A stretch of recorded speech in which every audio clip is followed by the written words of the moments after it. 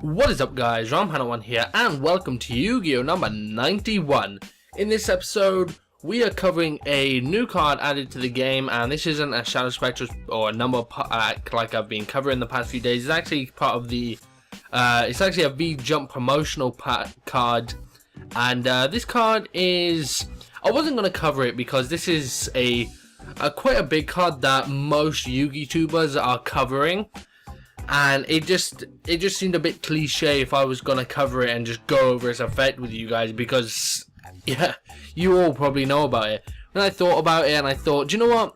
I got some thoughts about this card and I want to share them with you guys. So let's get into it. The card we're covering today is Blockluster Soldier, Envoy of the Twilight. And like I said, Envoy of the Beginning and is it Chaos End Dragon? Something along those lines. But they're two extremely big cards, and this is like the sort of in the middle of it. It's a new Chaos card. Chaos, one of the most popular decks. Well, Chaos type decks are some of the most popular decks ever.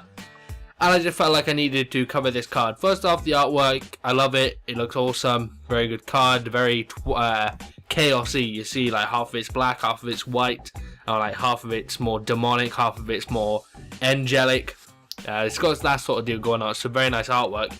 But anyway, this card is a Dark Warrior, level 8, 3000 attack, 2500 defense, and its effect reads, this card cannot be normal summoned or set.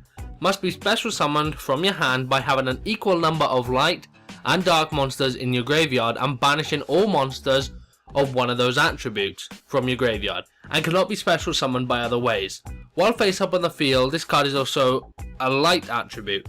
When this card is special summoned, you can activate one of these effects depending on the attribute of monsters banished for a special summon.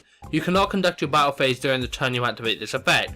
If you banished all your light monsters, you can banish one monster on the field face up. If you banish all your dark monsters, you can banish one random card from your opponent's hand face down until your opponent's end phase. Now, a lot of people are saying this card is really good, and this card is really good, and at the same time is really balanced. I'm not so sure about that. I think this card is balanced, but I don't think it's that great. I mean, of course we know Envoy of the Beginning and Chaos End Dragon are two extremely overpowered cards. They're really easy to summon to start off with, and then they have really powerful effects. That's why the both of them are being banned most of Yu-Gi-Oh's lifespan, and now one is only at 1 because there are some cards now that are equally as broken that can counter it. But anyway, at the same time, there's still be pretty broken cards. So they've given us Envoy of the Twilight, and now I think this could possibly be their way of trying to now ban Envoy of the Beginning. I don't know, they could possibly be trying to do that by giving us Envoy of the Twilight. We'll have to wait and see. But anyway, giving us Envoy of the Twilight, I'm not happy with it, to be honest. I mean, its summoning conditions are really balanced. It's a lot harder to get an equal number of light and dark monsters in your graveyard than it is to get one light and one dark monster in your graveyard. It's a lot harder to get its summoning conditions. So you work hard to get these summoning conditions, get an equal number of dark and light in the graveyard so you can summon this thing. And then when you summon it, it has a very, very mediocre effect. So first off, if you use the effect, you cannot conduct a battle phase your turn. This isn't just like not he can attack, which would have made it a better card in my opinion. It's you cannot attack full stop. So that's one of the first things I don't like about it.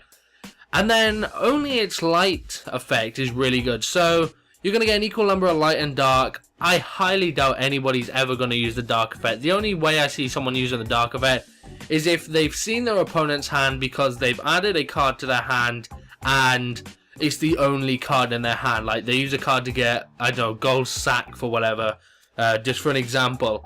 They use that to get Envoy of the Twilight in their hand, and then you use Envoy of the Twilight's effect to banish that because you know what it is.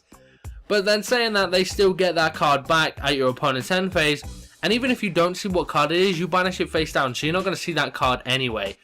That effect is absolutely garbage in my opinion. The light effect, of course, is a lot better. Banish one monster on your opponent's side of the field face up. That's good. That's Envoy of the Beginning's effect. But at the same time, you're skipping your entire battle phase for that. You're losing half of your graveyard for that. I really don't see why everyone's hyped up and everyone thinks this card is the next big thing, because it's not. Its effect is really bad. It has this really awkward and very difficult to get summoning condition, and then when you get it out, it's just not a very good effect at all. Yeah, I don't know why everyone's so hyped out about this card. I don't know why everyone's in love with this card, because at the end of the day, this isn't a very good card. This is like a phase, if anything, that's going over. People are liking this card now, but tomorrow this is going to be yesterday's news. So yeah, but anyway, those are just my thoughts on Envoy the Twilight. If you have some different thoughts, or if you agree with me, let me know in the comment section down below. Also, if you enjoyed the video, remember to give it a like, rate, and subscribe for more videos. Again, guys, this is Round Panel 1, and I'll see you all next time. Peace.